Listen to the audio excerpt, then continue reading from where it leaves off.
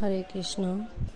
আজ আমরা শ্রবণ করব পবিত্রা রূপনী একাদশীর ব্রত মাহাত্ম্য। একদিন মহারাজ যুধিষ্ঠির ভগবান শ্রীকৃষ্ণকে জিজ্ঞাসা করলেন, হে প্রভু, শ্রাবণ মাসে শুক্লপক্ষের একাদশী নাম কি, তা কৃপা করে বলুন।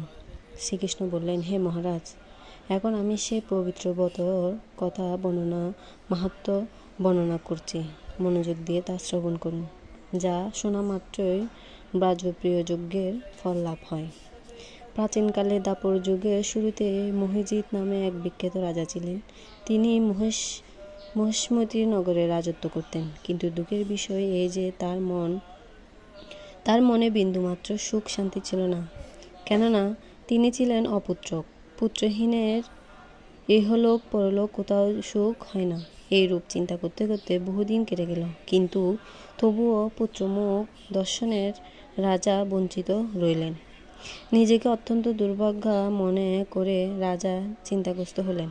প্রজাদের সামনে গিয়ে বলতে লাগলেন, হে প্রজাবৃন্দ, তোমরা শোনো, আমি এই জন্মে তো কোনো পাপ কার্য করিনি, অন্যায়ভাবে আমার রাজক্রোশ বৃদ্ধি করিনি, ব্রাহ্মণ বা দেবতাদের সম্পদ কখনো গ্রহণ করিনি, উপরস্থ প্রজাদেরকে পুত্রের মতো পালন করেছি, ধর্ম অনুযায়ী পৃথিবী শাসন করেছি, দুষ্টদের যথানুরূপ দণ্ড দিয়েছি, সজ্জন ব্যক্তিদের যথাযোগ্য সম্মান করতেও কখনো অবহেলা করিনি।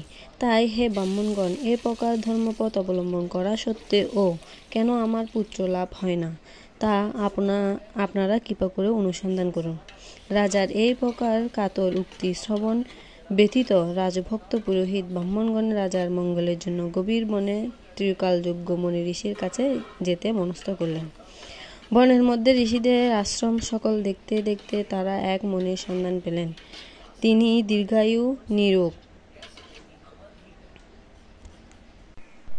নিরাহারে ঘোর তপস্যায় মগ্ন ছিলেন।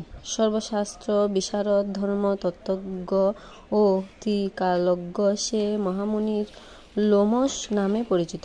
বর্মার এক কল্প অতিবাহিত হলে মুনিবের গায়ের একটি লোম পরিত্যক্ত হতো। এই কারণে এই মহামুনির নাম লোমশ।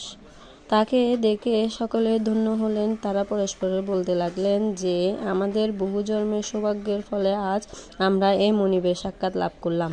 তারপর ঋষিবর তাদের সম্বোধন করে বললেন, কি কারণে আপনারা এখানে এসেছেন এবং কেনই বা আমার এত প্রশংসা করছেন, তা স্পষ্ট করে বলুন। আপনাদের যত মঙ্গল হয় আমি নিশ্চয়ই তা চেষ্টা করব।